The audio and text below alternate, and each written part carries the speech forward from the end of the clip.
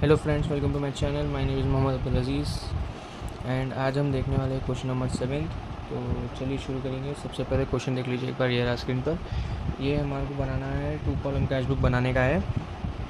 तो चलिए सबसे पहले आप फॉर्मेट डाल देना। फॉर्मेट डालने बाद में उसके जो डिटेल्स रहते हैं वो लोग फिल कर देना। फिल करने के बाद चलिए सबसे पहले कौन से ईयर में बन रहा है ये वो लिख देना। और इसकी फर्स्ट एंट्री है opening balance. Opening balance debit side आता, ठीक है।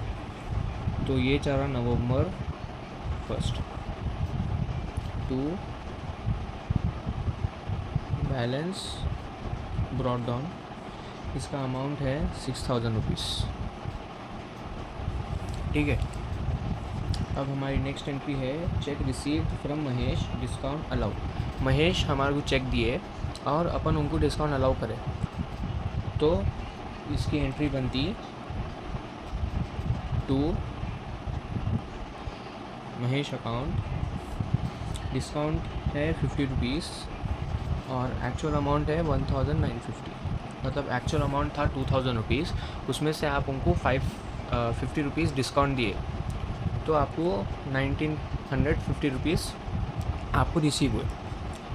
नेक्स्ट एंट्री है purchases debit side credit side आता है 6 बाई परचेजेस अकाउंट। इसका अमाउंट है 2500। नेक्स्ट है purchase machinery and payment made by cheque. इसमें उन्हें क्या बोला, purchase machinery and payment made by cheque. Cheque मतलब बैंक का रिलेटेड है और इमीडिएट पैसे देके परचेस करें आप उसको। क्रेडिट नहीं है उसमें, क्रेडिट के एंट्रीज नहीं लिखते आप कैश बुक में, ठीक है। ये इमीडिएट पे करके ले रहे सो है, तो ये एंट्री लेते भाई मशीनरी अकाउंट 3000। ये एंट्री में उन्हें क्लियरली बोल डाला कि purchase machinery and payment made by cheque. Payment cheque से करे बोल कर क्लियरली लिख डाला, इमीडिएट पेमेंट करे बोल के, तो ये इसलिए ये एंट्री लिखे सो है। नेक्स्ट है pay to Sumit by cheque in full settlement of his account. देखिए अब इसमें उन्हें बोल रहा सुमित को चेक पे करे, ठीक है। उसमें से आप उनको कुछ सेटल करें अमाउंट, ठीक है। अमाउंट जितने का है उसमें से कुछ सेटलमेंट करके कुछ डिस्काउंट रिसीव हुआ हमारे को, ठीक है। तो वो एंट्री आप क्रेडिट साइड लिखते हैं। देखिए उन्हें क्या बोल रहा, पे टू सुमित बाई चेक। इसमें ये एंट्री में कैश हमारे पास से जा रहा, तो वो एंट्री क्रेडिट साइड आती। और उसके नीचे क्या लिखा उन्हें, इन फुल सेटलमेंट ऑफिस अकाउंट उसके जो बैलेंस था, जो अमाउंट आप उनको पे कर रहे हैं उसमें से आप कुछ अमाउंट माइनस करके दे रहे हैं। आप दोनों के बीच में कुछ सेटलमेंट कर लिए आप तो वो जो सेटलमेंट करे उसका अमाउंट भी दिया उन्हें, वो अमाउंट रहता डिस्काउंट रिसीव। क्योंकि इसमें हम उनको पे कर रहे तो सामने वाला बंदा हमारे को सेटल कर रहा अमाउंट। अगर हमारे को कोई और देता था, हम सेटल करते थे, तो डिस्काउंट अलाउ में आता था भाई। सुमंत अकाउंट 450, उसका एक्चुअल अमाउंट है 550। मतलब एक्चुअल अमाउंट जो सुमंत को पे करने का था वो था 500 रुपीज़। उसमें से जो है आप 450 पे करें, 50 रुपीज़ जो है वो कम, मतलब डिस्काउंट करके दिए आप उनको। नेक्स्ट है goods sold to Reddy and receive cheque. Reddy को गुड्स सोल्ड करे एंड चेक रिसीव्ड मतलब पेमेंट आपको इमीडिएट मिल गया सो है, कैश के ज़रिए नहीं, बैंक के ज़रिए मिला सो है, लेकिन इमीडिएट मिल गया, इसलिए ये एंट्रीज लिखते हैं कैश में। और सेल्स हुआ सो है और हमारे पास कैश आ रहा, तो वो एंट्रीज हम डेबिट साइड लिखते हैं। 32 रेड्डी अकाउंट 4000 रुपीज़, ठीक है। नेक्स्ट एंट्री है paid salaries by cheque. Salaries pay करें आप थ्रू चेक, कैश के थ्रू नहीं, चेक के थ्रू पे करें और इमीडिएट पे करें, बाद में देते बोल के नहीं। क्रेडिट ट्रांजैक्शंस या क्रेडिट पेमेंट्स नहीं है इसमें, इसमें चेक पेमेंट्स है और इमीडिएट पेमेंट्स है इसमें, तो वो आप कैश बुक में लिखते हैं 15 बाई सैलरीज अकाउंट। सैलरीज का बैलेंस है 2000 रुपीज़। नेक्स्ट है withdrawn from bank for personal use. Personal use मतलब ड्राइंग्स, ऐसी एंट्री जो withdrawn from bank for personal use मतलब ड्राइंग्स रहती वो एंट्री, ड्राइंग्स का दूसरा नाम है ये, दूसरी एंट्री है ये। अगर ये आया तो भी ड्राइंग्स होता, अगर डायरेक्टली ड्राइंग्स लिखा तो ड्राइंग्स ही होता वो। तो इसका अमाउंट है 1500, इसकी डेट है 17 बाई ड्राइंग्स अकाउंट 1500। नेक्स्ट है पोस्टल चार्जेस। पोस्टल चार्जेस आप पे कर रहे हो तो आपके पास से कैश जा रहा, तो वो भी आप क्रेडिट साइड ही लिखते हैं बाय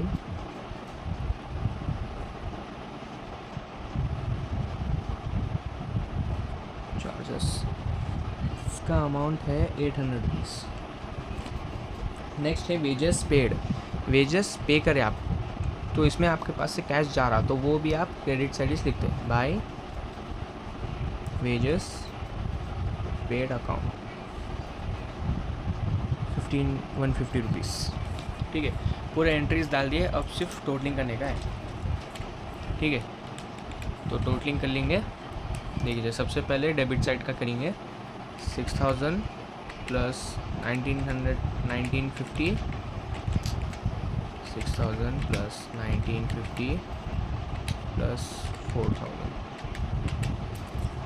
11950 डेबिट साइड का बैलेंस है। क्रेडिट साइड का 250 plus 3000 plus 450 plus 2000 plus 1500 plus 800 plus 150, 10400 आपका क्रेडिट साइड का बैलेंस है। तो डेबिट साइड का बैलेंस ज़्यादा है, अब दोनों को माइनस करेंगे, माइनस 11950 आपका डेबिट साइड का बैलेंस था। 1550 आपका दोनों के बीच का डिफरेंस है, तो ये आप जो साइड कम है वो साइड डालेंगे। तो ये प्रॉब्लम है, क्रेडिट साइड कम है तो क्रेडिट साइड ये बैलेंस डालेंगे। जो मंथ चल रहा वो मंथ की लास्ट डेट, ठीक है, बाय बैलेंस कैरिड ऑन 1550।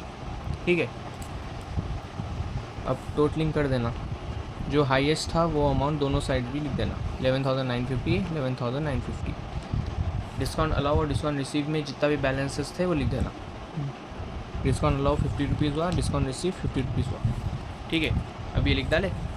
अब जो साइड ज़्यादा था वो साइड नेक्स्ट मंथ की लास्ट डेट डालना, टू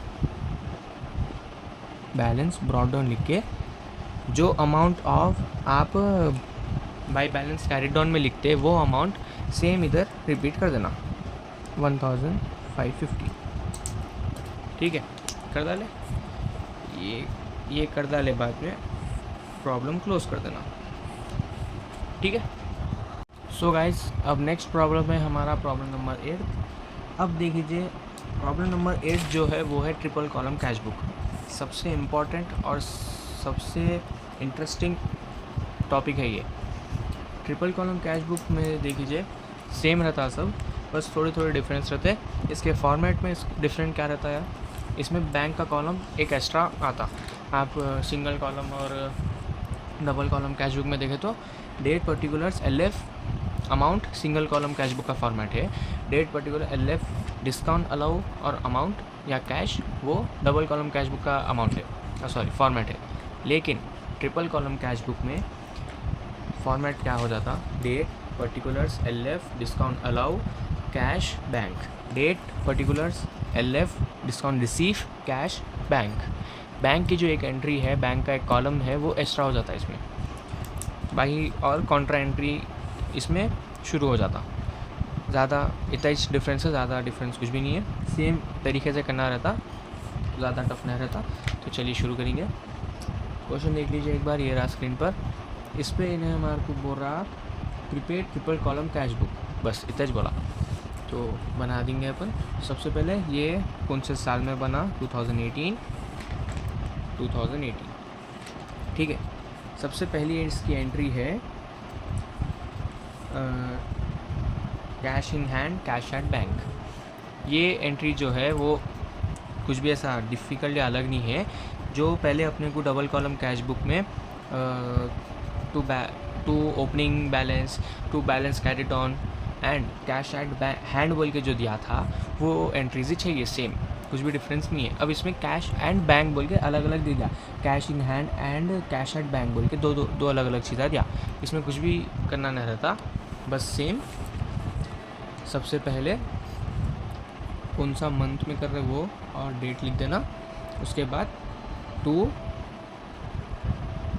बैलेंस ब्रॉड डाउन बोल के लिखना। उसके बाद जो कैश इन हैंड का बैलेंस रहता वो कैश के कॉलम में लिखना, ठीक है। और दूसरा जो कैश एट बैंक का बैलेंस रहता वो बैंक के कॉलम में लिख देना, ठीक है। कैश एट हैंड मतलब कैश के कॉलम में लिखना, कैश एट बैंक मतलब बैंक के कॉलम में लिखना। कभी कभी सिर्फ कैश एट हैंड बोल के दे देता, या कभी कभी सिर्फ कैश एट बैंक बोल के देता। तो बैंक है तो सिर्फ बैंक के कॉलम में लिखना, कैश है तो कैश के कॉलम में लिख देना। अब इस दो भी दिया तो दोनों के कॉलम में भी दोनों के सेपरेट अमाउंट्स रहते हैं वो लिख देना, ठीक है। नेक्स्ट उसके बाद की एंट्री है सेल्स बोल रहा खाली। तो सेल्स की एंट्री किधर आती, मतलब सेल्स मतलब कैश हमारे पास आ रहा, तो वो एंट्री हम लिखेंगे डेबिट साइड। चलिए लिख देंगे, थर्ड के दिन हुई सो है ये, टू सेल्स अकाउंट, बस, ठीक है। इसका अमाउंट जो है बैंक बोल के मेंशन नहीं करा उन्होंने इसमें, तो क्या मतलब है उसका, कैश पेमेंट पास हो है, ठीक है। तो कैश के कॉलम में उसका अमाउंट लिखना,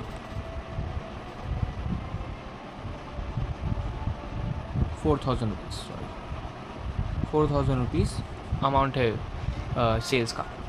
next cash receive from Sunita, discount allowed. Sunita से कैश रिसीव हुआ हमारे को और हम डिस्काउंट अलाउ करें उनको, तो वो डेबिट, ये एंट्री डेबिट साइड आती। देख लीजिए कैसा लिखना, टू सुनीता अकाउंट, कितना अमाउंट है 6,800 रुपीज़। इसमें भी उन्हें बैंक बोल के मेंशन, इसमें कैश रिसीव बोल के बोल डाला, तो ये कैश के कॉलम में जाता। डिस्काउंट अलाउ कितना हुआ 200 रुपीज़, तो मतलब इसका एक्चुअल अमाउंट क्या था 7,000 रुपीज़ था, उसमें से आपको 200 रुपीज़ डिस्काउंट आप अलाउ करें, आपको 6,800 रुपीज़ रिसीव हुए। नेक्स्ट है कमीशन रिसीव हुआ, कैश मतलब हमारे पास आया, तो वो हम डेबिट साइड लिखते, 9 2 कमीशन रिसीव्ड अकाउंट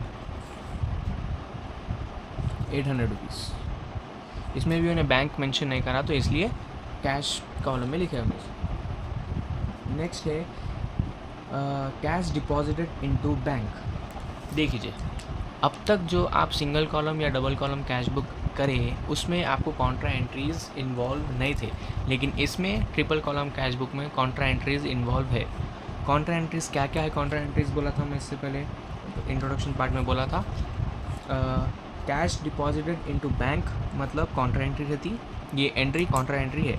और withdrawn cash from bank for office use, ये एंट्री भी कॉन्ट्रा एंट्री है। दो एंट्रीज आते, ये दो एंट्रीज कॉन्ट्रा एंट्री है, ठीक है। अब नेक्स्ट, अब हमारे को एक कॉन्ट्रा एंट्री आ गई, क्या, कैश डिपॉजिटेड इनटू बैंक।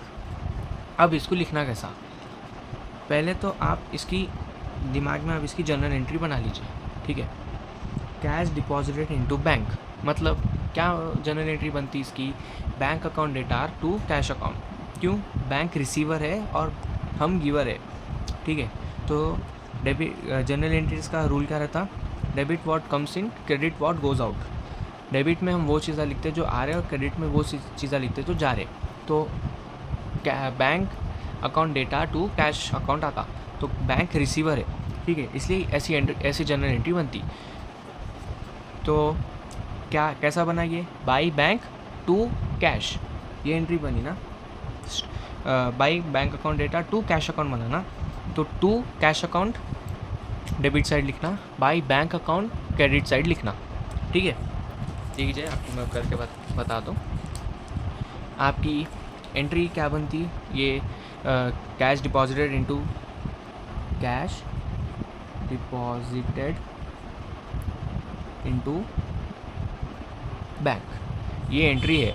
अब इसके आप जनरल एंट्री कैसा बनाते हैं, bank account data to cash account, ये आपकी जनरल एंट्री है ना, जनरल, ये आपकी जनरल एंट्री है। अब देखिए बाई बैंक रहता है, ये अपन जनरल एंट्रीज में बाई नहीं लिखते, यहाँ पे सिर्फ bank account data to cash account लिखते, क्योंकि बाई रहता वहाँ पे लेकिन लिखते नहीं, नॉर्मल बात रहती वो, लिखते नहीं आप जनरल एंट्रीज में। तो by bank account data to cash account ना, टू कैश, ये बाई बैंक आ रहा।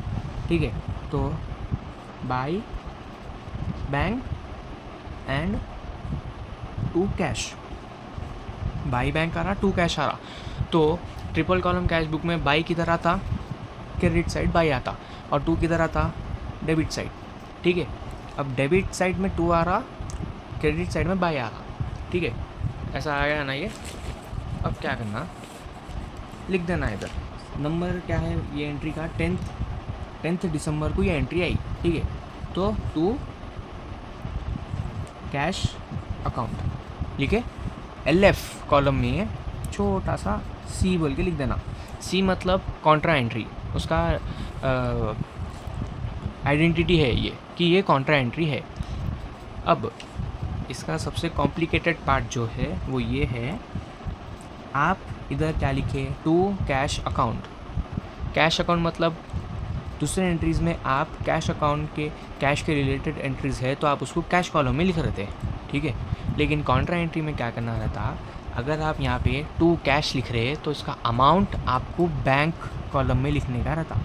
समझे आप, ऑपोजिट, यहाँ पे टू कैश है तो बैंक कॉलम में लिखना, अगर यहाँ पे टू बैंक है तो कैश कॉलम में लिखना। जो एंट्री आप यहाँ पे लिख रहे हैं उसके ऑपोजिट कॉलम में उसका अमाउंट डालने का रहता। ठीक है, अब यहाँ पे टू कैश अकाउंट है तो हम इसका अमाउंट किधर डालना, बैंक कॉलम में डालना। इसका अमाउंट कितना है, 2000 रुपीज़ इसका अमाउंट है। ठीक है, तो टू कैश है, बैंक कॉलम में इसका अमाउंट डालना। ठीक है, अब वैसे सेम एंट्री आप क्रेडिट साइड भी रिपीट करना। दिसंबर 10 by bank account, by bank account लिखे, LF कॉलम में C बोल के लिख देना, लिख डाले C आप। उसके बाद इसका जो अमाउंट है आप कैश कॉलम में लिखना, क्योंकि यहाँ पे बैंक है, इसका ऑपोजिट कैश, तो कैश कॉलम में इसका अमाउंट लिखना। समझे आप, ऑपोजिट जाना, यहाँ पे बैंक है तो कैश कॉलम में लिखना, अगर यहाँ पे कैश है तो बैंक कॉलम में लिखना। ठीक है, ये एंट्री हो गई, समझ में आया होगा आप लोगों को। अब नेक्स्ट एंट्री है cheque issued to Murthy discount received. Murthy को चेक इशू करे आप, मतलब चेक दिए और डिस्काउंट रिसीव हुआ आपको वहाँ पे, तो ये लिखेंगे अपन, क्रेडिट साइड लिखना है ये entry, by Murthy account, discount receive है 400 रुपीज़, और ये चेक इशू करें आप, मतलब बैंक में पैसे डाल रहे आप, उसको कैश में नहीं दे रहे, बैंक के थ्रू दे रहे, तो बैंक कॉलम में इसका अमाउंट लिखना 9600। टोटल अमाउंट कितना था इसका, 10,000 रुपीज़, उसमें से आप 9,600 रुपीज़ पे करें और 400 रुपीज़ आपको डिस्काउंट मिला। ठीक है, नेक्स्ट है withdrawn cash from bank for office use. दूसरी कॉन्ट्रा एंट्री भी आ गई इसमें हमारी। ठीक है, तो दूसरी कॉन्ट्रा एंट्री कैसा लिखना, इसमें उन्हें क्या बोल रहा हूँ, withdrawn cash from bank for office use. Office use के लिए आप बैंक में से कैश विड्रॉन करें, मतलब निकालें। तो अब इसमें गिवर कौन है और रिसीवर कौन है, बैंक गिवर है और हम रिसीवर है। बैंक में से आप पैसे निकाल रहे तो क्या मतलब, बैंक गिवर है, हमारे को कैश बैंक में से निकाले बाद में हमारे को मिल रहा तो हम रिसीवर है। तो अब इसकी कॉन्ट्रा एंट्री कैसा बनती, by cash account to bank account बनती, क्योंकि debit what comes in, credit what goes out. इसमें बैंक गिवर है और हम रिसीवर है, इसलिए इसकी जनरल एंट्री क्या बनती, by cash account data to bank account बनती है इसकी जनरल एंट्री। ठीक है, तो अब इसमें से बाय कैश और टू बैंक ले लेना अपन और उसको प्रॉब्लम में डालना इधर। ठीक है, इसकी डेट क्या है, 17 के दिन हुआ ये ट्रांजैक्शन टू बैंक अकाउंट। ठीक है, बैंक गिवर है इसलिए बैंक अकाउंट टू में आता बैंक। यहाँ पे कॉन्ट्रा एंट्री बोल के लिख देना आप सी। अब इसका जो अमाउंट है वो ऑपोजिट कॉलम में लिखने का रहता। अब यहाँ पे बैंक है तो आप कैश कॉलम में इसका अमाउंट लिखना, कितना है इसका अमाउंट, 1800 रुपीज़ इसका अमाउंट है, ऑपोजिट कॉलम में लिख देना। नेक्स्ट क्रेडिट साइड भी सेम चीज़ रिपीट करना, 17 बाय कैश अकाउंट, कैश लिखना यहाँ पे, ऑपोजिट कॉलम में इसका अमाउंट लिखना। ठीक है, तो अब कैश है तो इसका ऑपोजिट बैंक कॉलम में इसका अमाउंट लिखना 1800 रुपीज़। ठीक है, अब अपनी नेक्स्ट एंट्री है, यहाँ पे कॉन्ट्रा एंट्री भी लिख देना, ऐसा सी डाल दीजिए। नेक्स्ट है goods purchase from Rohit, Rohit से गुड्स परचेज करें आप। ठीक है, अब देख लीजिए यहाँ पे उन्हें क्या बोल रहा, goods purchase from Rohit.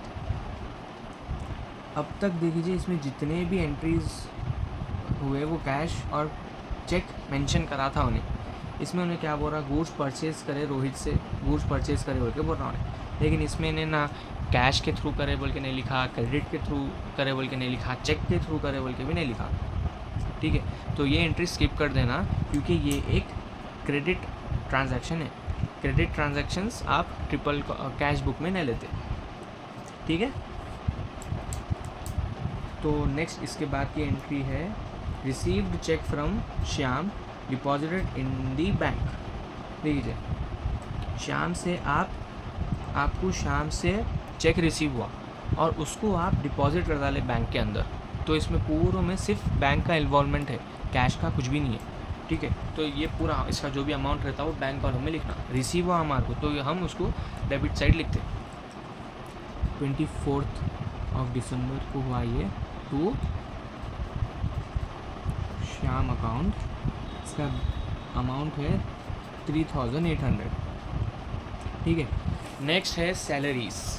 Salaries मतलब कैश हमारे पास से जा रहा, तो वो हम क्रेडिट साइड लिखते 31 बाय सैलरीज अकाउंट। ठीक है, इसका अमाउंट है 1000 रुपीज़। इसमें उन्हें सिर्फ सैलरीज बोल रहा, उन्हें सिंपल उन्हें सैलरीज बोल के लिख के दे दिया बस, तो वो कैश कॉलम में जाता। अब देखिए, अब इधर एक डाउट आता दिमाग में कि सिर्फ सेल्स की एंट्री लिखे, सिर्फ परचेज़ की एंट्री लिखे, सिर्फ सैलरीज की एंट्री भी लिखे, लेकिन गुड्स परचेज्ड फ्रॉम रोहित ये एंट्री कहीं को नहीं लिखे। कि तो आइडेंटिफाई कैसा करना कि ये क्रेडिट ट्रांजैक्शन है कि नहीं है। देखिए, पहली हमारी कैश की एंट्री थी, मतलब सेल्स की एंट्री थी, तो उसमें उन्हें सिर्फ सेल्स बोल के लिखा था। ठीक है, उसमें उन्हें कुछ भी कैश या बैंक मेंशन नहीं करा था।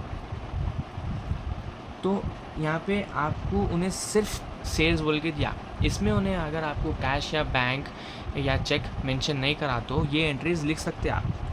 लेकिन अब दूसरी एंट्री क्या थी हमारी, परचेज़ बोल के दे दिया उन्हें खाली। परचेज़ मतलब आप क्या परचेज़ करें नहीं लिख रहे, आप सिर्फ परचेज़ बोल के लिख डाले, तो वो एंट्री में आप कैश या बैंक मेंशन नहीं करें तो भी लिख सकते आप, क्योंकि अगर वो कैश नहीं है बैंक है तो बैंक उन्हें लिखता ही लिखता। ठीक है, उन्हें लिखता कि अगर ये कैश एंट्री नहीं है तो ये बैंक एंट्री है बोल के उन्हें या तो बैंक बोल के दे देता या तो चेक बोल के दे देता। लेकिन अगर कैश एंट्री नहीं है तो कंपलसरली है कि उन्हें देता ही देता, कि वो कैश के बैंक के थ्रू है नहीं है उन्हें देता ही।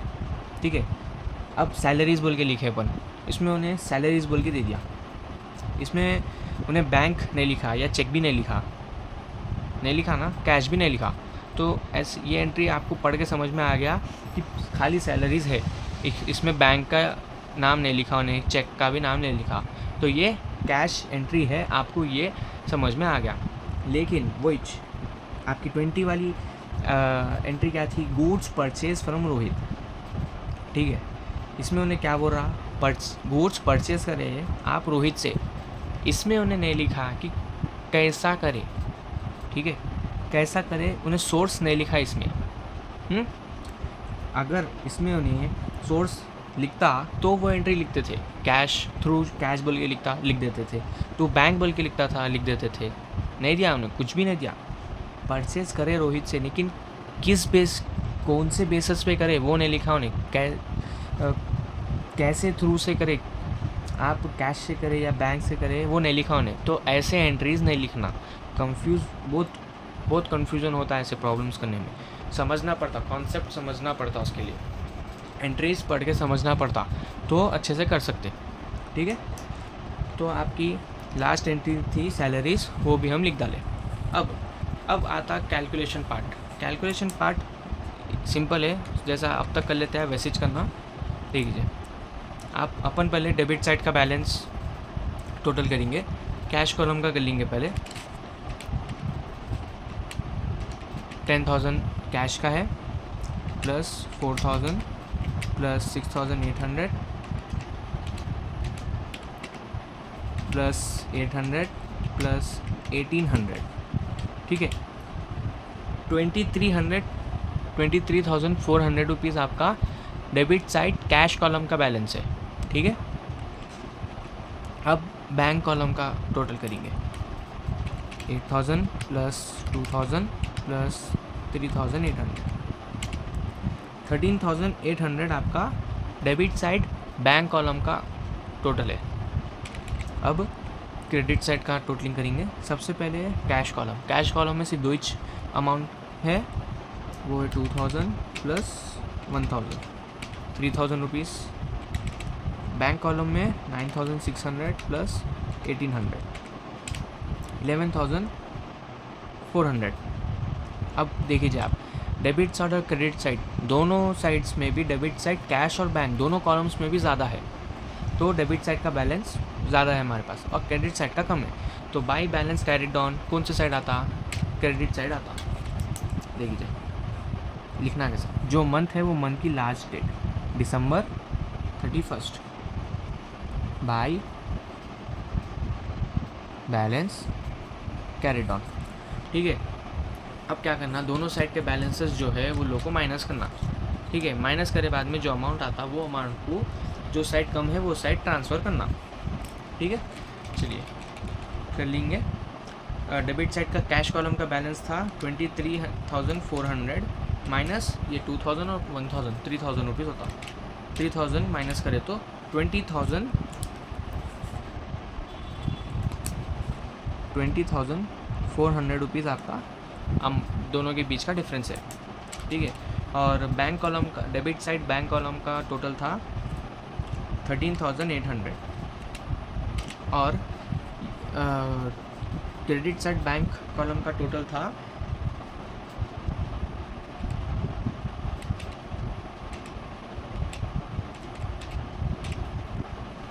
अब दोनों के बीच का डिफरेंस देखें आप, डेबिट साइड के balance, debit side bank column और क्रेडिट साइड बैंक कॉलम के अमाउंट्स को माइनस करें तो 2,400 रुपीज़ दोनों के बीच का डिफरेंस है, ठीक है। तो लिख देना 2,400 रुपीज़, लिख डालें। अब जब दोनों साइड के टोटल करेंगे तो दोनों साइड भी इक्वल आते हैं। अब दोनों साइड भी आप टोटलिंग कर डालें। अब अमाउंट्स लिखना, जो हाईएस्ट था वो अमाउंट लिखना। डेबिट साइड कैश कॉलम का बैलेंस था 23,400 और बैंक कॉलम का टोटल था 13,800, ठीक है। तो यहाँ पे भी सेम हाईएस्ट जो था वो लिख देना दोनों साइड्स भी, क्योंकि दोनों के बीच का डिफरेंस तो आप ऊपर बाई बैलेंस कैरिड डाउन में लिख डाले। अब इसको ऐसा क्लोज कर देना। डिस्काउंट रिसीव और डिस्काउंट अलाउ के अमाउंट्स को भी एज इट इज़ लिख देना। डिस्काउंट अलाउ 200 रुपीज़ हुआ, 200 रुपीज़ लिख डाले। डिस्काउंट रिसीव 400 रुपीज़ हुआ, 400 रुपीज़ लिख डाले। अब जो साइड ज़्यादा था वो साइड नेक्स्ट मंथ की फर्स्ट डेट डालना। और अगर ईयर चेंज हो रहा तो ईयर भी डाल देना, क्योंकि अब यहाँ पे 2018 दिसंबर चल रहा, ठीक है। दिसंबर के बाद सीधा जनवरी आता 2019, तो वो भी मेंशन करना पड़ता। 2019 जैन फर्स्ट, ओके। तो बैलेंस ब्रॉट डाउन लिखना, और जो बैलेंस आप बाय बैलेंस कैरिड डाउन में लिखते हैं वो balance as it is same copy कर देना इधर। क्या है 20,400 और 2,400, ये आपका दोनों साइड का भी टोटल, दोनों साइड के भी बाय बैलेंस कैरिड डाउन के अमाउंट्स है, ठीक है। ये कर डाले बाद में सिंपली बस प्रॉब्लम क्लोज कर देना। इसी के साथ आपका problem number 8 triple column cash book ख़त्म हो गया। तो ये तरीके से करते। Hope you understand this problem. This problem is very difficult. Please try to understand this problem and share this video with your friends and family members. Subscribe to my channel and thank you very much.